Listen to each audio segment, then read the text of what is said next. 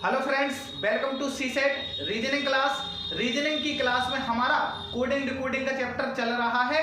Part 1 हमारा coding decoding का start हो चुका था और पार्ट 1 के माध्यम से हमने कोडिंग डिकोडिंग का बेसिक भी समझा कि यहाँ पर अल्फाबेट्स के डिपेंडेंट या बेस्ड क्वेश्चंस पूछे जाते हैं। A to Z का जो वर्णमाला होता है इसी का कोड लगा करके यहाँ क्वेश्चंस सॉल्व करते हैं। आगे के क्वेश्चंस हम इस वीडियो के माध्यम से सॉल्व करेंगे। चलते हैं क्वेश्चंस की ओर। इसमें क्वेश्चंस किस प्रकार से रहेंगे उसका निर्देश देख लेते हैं। निर्देश आप यहां देख पा रहे होंगे। अंग्रेजी वर्णमाला के 26 वर्णों को एक वृत्ताकार घड़ी पर घड़ी की सुइयों की दिशा में क्लॉकवाइज इस तरह सजाया गया है कि A पर 12 तथा N पर 6 पड़े हर दो वर्णों के बीच पड़े तथा हर दो वर्णों के बीच की दूरी समान है। क्वेश्चन कह रहा है कि कुछ क्लॉकवाइज या घड़ी की दिशा में वृत्ताकार जो है वह क्लॉकवाइज कहा। जब उसने क्लॉकवाइज कह दिया तो क्यों ना हम उसको क्लॉक ही ले लें। तो हमने एक घड़ी बनाई हुई है। उसने कहा है निर्देश में कि 12 पर A है, 12 पर A और 6 पर N को रख दिया जाए और सभी की समान दूरियां होंगी और सभी का समान डिस्टेंस होगा। तो क्या करेंगे हम कि हमें क्वेश्चन सॉल्व करने के लिए सभी को लिखने की जरूरत नहीं है, क्योंकि क्वेश्चन जिस प्रकार के हम इसमें सॉल्व करेंगे वह इसी के बेस पर सॉल्व हो जाएगा। अब चलते हैं थोड़ा सा क्वेश्चंस की ओर। क्वेश्चंस क्या कह रहे हैं, क्वेश्चंस देख लेते हैं। क्वेश्चंस है कि यदि छोटी सुई U के नजदीक और बड़ी सुई N पर हो तो निम्नलिखित में से क्या समय हो सकता है। ऑप्शन आपके सामने होंगे। उसका कहने का मतलब है कि जो छोटी सुई है, छोटी सुई कौन सी है हमारी, आवर्स वाली, वह क्या कह रहा है कि U के नजदीक। अब U के नजदीक कहां पर होगी बच्चों, यहां पर। हमने U को कहां लिखा हुआ है, U को हमने लिखा हुआ है यहां पर 10 और 9 के बीच में। उसने कहा है U के नजदीक। अब U के नजदीक कहां पर, यहां 9 पर हो सकती है। U के नजदीक और बड़ी सुई N पर निम्न में से कौन सा समय हो सकता है। यदि छोटी सुई यहां से मोड़ करके यहां ला दी जाए, यहीं पर तो होगा, U के नजदीक बोला तो यहां पर होगा, ठीक है। अब क्या कह रहा है, वह कह रहा है कि N जो है, N पर है उसकी बड़ी सुई, तो N पर हमारा कितना बचता है, यहां पर 6। अब जब बड़ी सुई यहां आएगी तो यह कितना हो जाएगा, 30 मिनट कहते हैं इसको हम, और इसको 30 मिनट कहते हैं। और आवर्स वाली घड़ी यहां पर आ जाएगी तो यह कितना हो जाएगा, 9। यानी कि कहने का मतलब है जो प्रॉपर हमें टाइम मिल जाएगा वह कुछ इतना प्राप्त होगा। नहीं समझ आया। यह कहने का मतलब है कि उसने कहा है कि छोटी सुई U के नजदीक, U के नजदीक, U कहां पर था, U यहां पर था, 10 पर था, तो यहां पर 9 पर ही होगा। समझ गए बात को। 9 पर क्या होगा, U के नजदीक। यहां इसलिए लिया जा सकते क्योंकि वह कहता कि U के आगे नजदीक कहा तो कहीं ना कहीं पास वाला और नीचे वाला हिस्सा मानते हैं, तो यहां पर U के नजदीक हमने 9 को लिया। फिर उसने कहा है कि मिनट वाली सुई यानी कि बड़ी वाली सुई N पर है, और N हमने क्या निर्देश में पढ़ा है कि N 6 पर है, तो 6 पर क्या होता है हमारा, मिनट की सुई बड़ी वाली आएगी तो क्या मिलेगा हमें, 30 मिनट मिलेंगे। यहाँ आवर्स वाली 9 पर आएगी तो यह हमें 9 प्राप्त होगा। यानी कहने का मतलब जो प्रॉपर आंसर होगा वह हमारा 9:30 बज रहा होगा। कौन सा ऑप्शन सही है, ऑप्शन डी इसमें सही है। अब आगे देखते हैं नेक्स्ट क्वेश्चंस को कि नेक्स्ट क्वेश्चंस क्या कह रहा है। ऐसे क्वेश्चंस को पहले डेफिनेशन आपको पढ़नी पड़ती है, तभी ऐसे क्वेश्चंस को आप बहुत ही आसानी से सॉल्व कर सकते हैं। नेक्स्ट क्वेश्चंस है, नेक्स्ट क्वेश्चंस कह रहा है यदि छोटी सुई x और y के बीच में तथा बड़ी सुई A पर हो तो अभी घड़ी में कितना बचा है। समझ रहे हो आपको। उसने कहा है यदि छोटी सुई x और y के बीच में है। देखो ये है कुछ निर्देश में क्या दिया हुआ था, पढ़ चुके हैं हम। ये घड़ी है, समझ रहे हो आप, ये घड़ी है। यहां पर तो हमें पता था 12 और यहां पर हमें पता था 6 और यहां पर हमें पता है 9 और यहां पर हमें पता है 3। ठीक है, अब यहां पर क्या करते हैं हम, यहां पर A लिया था, यहां पर हमारा N था, U को हमें अभी यहां पर देखना नहीं। यहां पर हमने कुछ इस प्रकार से रखे हुए थे, यहां पर हमारा Z था, यहां पर हमारा Y था, यहां पर हमारा X था। यदि 12 यहां है तो 11 कहां होगा, यहां होगा। 10 कहां होगा, यहां होगा। देखते हैं क्या कह रहा है। यदि घड़ी की छोटी सुई मतलब आवर्स वाली सुई, समझ रहे, छोटी सुई x और y के बीच में, x और y बच्चों कहां पर है, ये है छोटी सुई x और y के बीच में। x और y हमारा कहां दिया हुआ है, 10 और 11 के, x यहां पर है और y यहां पर है। समझ सकते हैं बात को। z जो है, z कुछ 11 के इस पार है, यानी कि 11 और 12 के बीच में z है और 11 और 11:30 के बीच में हमारा x y। ठीक है, उसने कहा है कि x और y के बीच में छोटी सुई, बड़ी सुई A पर है, बड़ी सुई हमारी ये है यहां पर।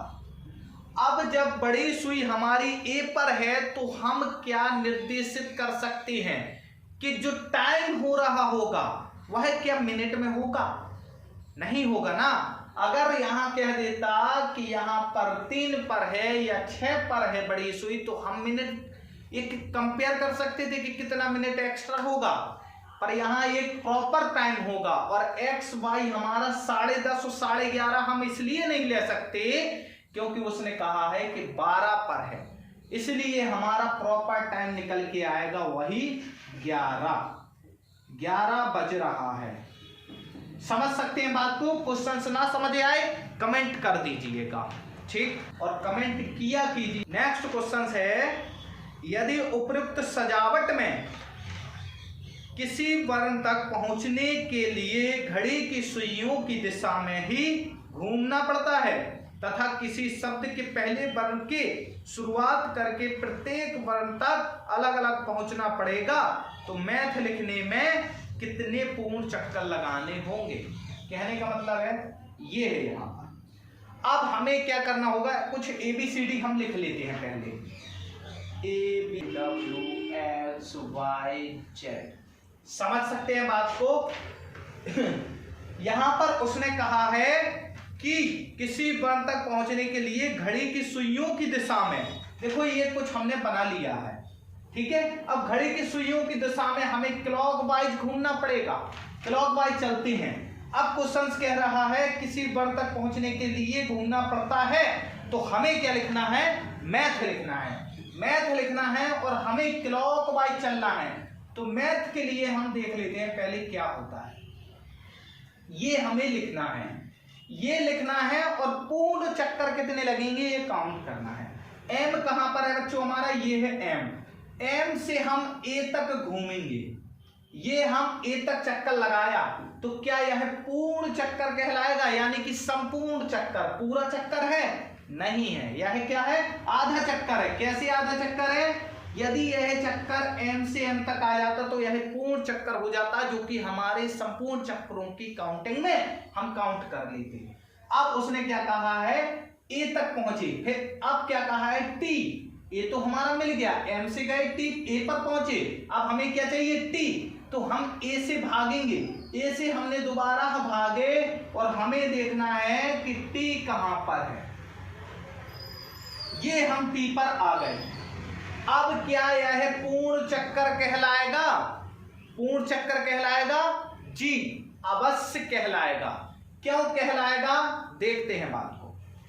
यहां से पहला राउंड हमने आधा तो लगाया था यहां तक, फिर ए से हमें पुनः दौड़ाया गया क्लॉकवाइज, तो हम एम को क्रॉस कर गए। यहां पर हम एम को क्रॉस किए, तो एम को क्रॉस किए यानी कि यहां इसी बिंदु से चले थे और इसी बिंदु को क्रॉस करके हम आगे निकल गए, तो एक चक्कर हमारा कंप्लीट हो गया।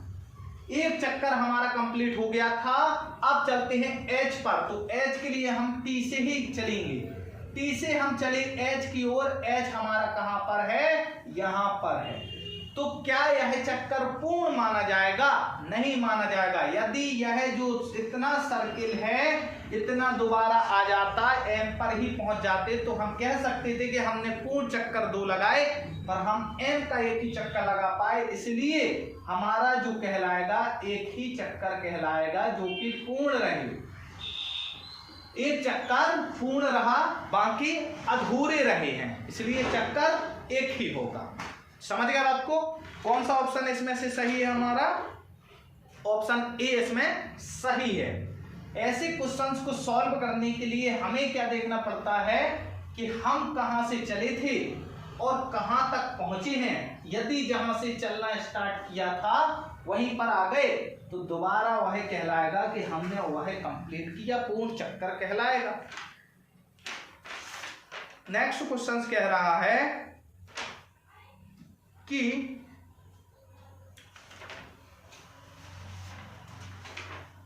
हाँ, नेक्स्ट क्वेश्चन देखते हैं। यहां देखिए, ग्रेड को 79512 लिखा जाता है, तो डॉरी यानी कि DOWRY को कैसे लिखें? ठीक है, समझते हैं थोड़ा सा। यहां लिख लेते हैं ग्रेड, यहां ये ग्रेड लिखा, और हमें निकालना क्या है? हमें निकालना है डाउरी का, DOWRY, इसका हमें ज्ञात करना है। चलते हैं सॉल्व करें। ग्रेड उन्होंने किस प्रकार लिखा है? ग्रेड का उन्होंने हमें मान दिया है कितना? ग्रेड का हमें मान उन्होंने 79512, यही मान है 79512। उन्होंने ग्रेड को इस प्रकार लिखा। अब हम देखते हैं कि ग्रेड को उन्होंने लिखा कैसे। देखिए, जी का मान हमें पता होता है एजोटी के थ्रू या पूरा अल्फाबेट्स के थ्रू। हमने पहले ही पार्ट 1 में यह चीज समझा रखी है, अब नहीं लिखेंगे। जी का मान यहां पर 7 होता है, राइट।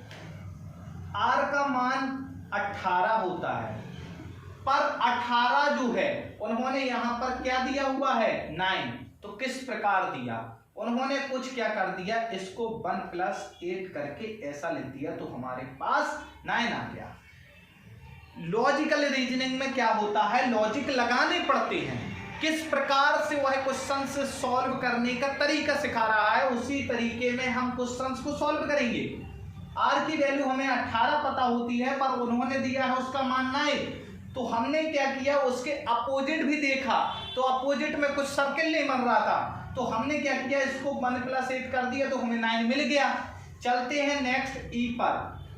ई की वैल्यू जो है वह कितनी है? 5, और ए की वैल्यू जो है यहाँ पर वो है 1, और टी की वैल्यू जो होती है यहाँ पर 20 होती है। ई की वैल्यू 5 होती है, 5 लिखा है। ए की वैल्यू 1 होती है, 1 लिखा है।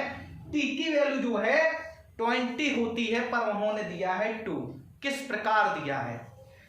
अब ऐसा क्वेश्चन से निर्देश दे रहा है कि जहां पर भी 2 डिजिट यानी कि 1 डिजिट है तो उसको तो सेम लिखना है, जहां पर 2 डिजिट आ जाएं, 1 और 8, यह क्या है? 2 डिजिट है, तो जहां पर 2 डिजिट आ जाए उसको प्लस करना है आपको। तो 2 + 0 यदि यहां किया हमने तो हमारे पास 2 आएगा। समझ गए बात को? लॉजिकल रीजनिंग में एक लॉजिक ये भी है, जहां 2 डिजिट आ जाए उसको हम 1 डिजिट में कन्वर्ट किस प्रकार से करेंगे? प्लस करके कर देंगे। ठीक है, चलते हैं। अब करते हैं हम डॉरी को से। ये किया हमने यहां पर। डी का हमें पता है कि 4 होता है, ओ का हमें पता है कि 15 होता है, तो 15 को हम किस प्रकार लिखेंगे? 2 डिजिट है, इसको हम प्लस करेंगे, 1 + 5 हमारे पास 6 प्राप्त होगा। W का हमें पता है, जैसे कि Y का 25 होता है तो W का 23 होगा। यहां पर हमने 23 किया, यह 2 डिजिट है, ये भी प्लस होगा, 2 + 3 कितना इक्वल टू 5। यहां पर R है, R का भी कितना प्राप्त होगा हमें 18, यह भी 2 डिजिट है, यह भी प्लस किया जाएगा, 1 + 8 = 9। अब आया Y कितना होता है 25 वैल्यू होती है, तो 25 को भी हम कुछ 2 डिजिट को तोड़ करके प्लस करेंगे, 2 + 5 = कितना 7। जो हमारे पास प्रॉपर नंबर मिला है डॉरी का Y कितना मिला है 4 6 5 9 7। समझ गए बात को बच्चों? क्वेश्चन यही है और इसी तरीके से सॉल्व हुआ है। ठीक है, बहुत आसान क्वेश्चन था, बस यहाँ पर डिजिट को आपको ब्रेन में रखना है कि डिजिट किस प्रकार से सॉल्व उन्होंने किया है। जहां 2 डिजिट आ गया वहां पर 1 डिजिट में हमें कन्वर्ट करने के लिए प्लस करना पड़ा। अपोजिट डायरेक्शन वाला क्वेश्चन नहीं था, अपोजिट वाला भी लॉजिक लगाएंगे, पर जितना ज्यादा हम प्रैक्टिस करेंगे उतना हमें समझ में आएगा कि हम क्वेश्चन को किस तरीके से कर सकते हैं। इसका ऑप्शन देख लेते हैं, ऑप्शन कौन सा होगा, तो ये नहीं है, यहाँ है ऑप्शन है इसका, कितना क्या आया है 4 6 5 9 7, यह है 4 6 9 7, सी ऑप्शन हमारा सही है। अब चलते हैं नेक्स्ट क्वेश्चन की ओर। अभी बीच में क्लास कुछ 2 दिन शायद रुक गई थी, उसके लिए सॉरी। एक्चुअल में थोड़ा स्वास्थ्य ठीक नहीं चल रहा है, फीवर वगैरह, सीजन चेंज हुआ है, इस वजह से हो पा रहा है। सभी के साथ ये कंडीशन हो रही है, मेरे साथ ही अकेला नहीं हो रहा है। फिर भी मैंने आपके लिए वीडियो बनाना नहीं रोका, क्योंकि मुझे पता था कि एग्जाम्स करीब है, पर फीवर आ रहा है तो कोई नहीं, हम थोड़ा सा रेस्ट ले लिए, वो भी बहुत कंडीशन खराब थी इसलिए रेस्ट लेना पड़ा। पर हम इतना भी रेस्ट नहीं लेंगे कि हम अपने एग्जाम्स को और आपके एग्जाम्स को बिल्कुल ना देख पाएं और उस पर फोकस ना कर पाएं। मेहनत इतनी करो कि कठिनाइयां खुद ब खुद दूर हो जाएं। परेशानियां आएंगी लाइफ में, पर उन परेशानियों से डटकर सामना करना है, लड़ेंगे भिड़ेंगे, सामना करेंगे। अपनी परेशानियों को यह बता दो कि मेरे हौसले बहुत बड़े हैं। जिसका हौसला बड़ा होता है उसके लिए परेशानी छोटी होती है। परेशानी कितनी भी बड़ी हो, हौसले से उस परेशानी को खत्म कर सकते हैं। हौसला रखिए, उम्मीद रखिए, डेडिकेटेड रहिए, इसी प्रकार से स्टडी कीजिए। चलिए चलते हैं नेक्स्ट क्वेश्चन की ओर, और यह लास्ट क्वेश्चन होगा, और पार्ट 3 में हम पूरा, यह पार्ट 2 रहेगा, पार्ट 3 में हम पूरा कोडिंग रिकॉर्डिंग फिनिश कर देंगे, चाहे तो 20 क्वेश्चन हो उसमें। ठीक, चलते हैं लास्ट क्वेश्चन से ही हमारा। एक विशिष्ट भाषा में BAD को 7 लिखा जाता है तथा SAP को 9 लिखा जाता है, तो BAN को किस प्रकार लिखा जाएगा? BAD को उन्होंने लिखा है 7 और SAP को उन्होंने लिखा है 9, SAP को उन्होंने लिखा है 9 और BAN का पूछा हुआ है, BAN। अब इसमें क्या हो रहा है कि हम देख लेते हैं थोड़ा सा। अभी देखो फर्स्ट डिजिट की बात चल रही थी, तो फर्स्ट डिजिट वाला ही थोड़ा इसमें मेथड हम लगाएंगे। तो पहला BAD के बारे में हम समझ लेते हैं। BAD को किस प्रकार से हम सॉल्व कर सकते हैं। ठीक है, यहाँ हमारे क्वेश्चन है, इसको हमें निकालना है। B का हमें पता है कि 2 होता है, और यहाँ पर A का हमें वैल्यू पता है कि 1 होता है, D का वैल्यू हमें पता है कि 4 होता है। कैसे पता है? अल्फाबेट्स की सीरीज से। अल्फाबेट्स की सीरीज हमने बताई हुई थी कि किस प्रकार से उनके नंबर्स निकालते हैं, या तो एजोटी फॉर्म में, या फिर A से लेकर के M तक का लिखिए, फिर उसको N से लेकर के Z तक का, इस प्रकार से। ये अपोजिट को सिंपल भाषा में सीखने का तरीका है। ठीक है, आप इनको फाइनली ऐड कर दीजिए। ऐड किया तो 2 + 1 + 4 हमारे पास 7 प्राप्त हुआ। BAD की वैल्यू यानी सही दी हुई है। अब चलते हैं SAP को देखते हैं। S की वैल्यू हमें पता होती है कि 19 है, 19 लिख दिया। फिर इसके बाद हमें A की वैल्यू पता है कितना होती है, A की वैल्यू होती है 1, और P की वैल्यू हमें पता होती है, P की वैल्यू हमारी होती है यहाँ पर OP, यानी कि 15 O की वैल्यू होती है, P की वैल्यू होती है 16। इनको हम फाइनली ऐड करेंगे तो 19 + 1 + 16 टोटल हमें प्राप्त होगा कितना, 36। अब 36 को क्या कर सकते हैं, यहाँ पर 1 डिजिट में आंसर दे रहा है, टोटल 1 डिजिट में, तो इसको 2 डिजिट में हम कैसे ले सकते हैं, इसको भी हम 1 डिजिट में कन्वर्ट करेंगे तो किस प्रकार करेंगे, 3 + 6 तो हमारे पास कितना प्राप्त होगा, 9। यानी कि SCP की वैल्यू उन्होंने 9 दी, यह 9 हमें मिल गया है। अब चलते हैं हम किसके लिए, BAN को सॉल्व करेंगे, BAN को। तो हमें पता है B की वैल्यू कितनी होती है, 2 होती है, A की वैल्यू हमें 1 मिलती है और N की वैल्यू 14 होती है, ठीक है। M की वैल्यू 13 होती है और N की वैल्यू 14 होती है। अब यहाँ पर 17 आएगा हमारा, टोटल प्लस किया हमने, 2 + 1 + 14, तो टोटल हमें कितना प्राप्त होगा यहाँ पर 17। यह भी 2 डिजिट में आया, 1 डिजिट में आंसर दे रहा है इनका, तो 1 डिजिट में करने के लिए हम क्या करेंगे, 1 + 7 इसको तोड़ के लिखेंगे, तो यहाँ पर कितना हमें प्राप्त होगा, 8। आप देखते हैं ऑप्शन में क्या हमारा 8 है, ऑप्शन में 8 है हमारा, यानी कि A ऑप्शन सही है। ऐसे क्वेश्चंस को सॉल्व करने के लिए पहले हमें वह देखना पड़ता है कि पहला जो क्वेश्चन सॉल्व किया वह किस तरीके से किया, उसमें क्या लॉजिक लगाया, क्या मेथड लगाया, उसी के बेस पर हम सेकंड वाले पार्ट को भी चेक करेंगे कि उसमें क्या लॉजिक लगाया, उसमें क्या मेथड लगाया, और फिर इसके बाद फाइनली जो क्वेश्चंस होता है उसको सॉल्व करने की उन्हीं दोनों की दिशाओं में सॉल्व करते हैं। समझ गए आप बात को। थोड़ा सा टफ उनको ज्यादा लगेगा जो अभी नए एस्पिरेंट है, जिनने अभी कोडिंग रिकॉर्डिंग नहीं सीखा है या ना देखा है, तो आप लगे रहिए, मेहनत ऐसे ही कीजिए, आपका कोडिंग रिकॉर्डिंग बढ़िया हो जाएगा। जय हिंद, जय भारत।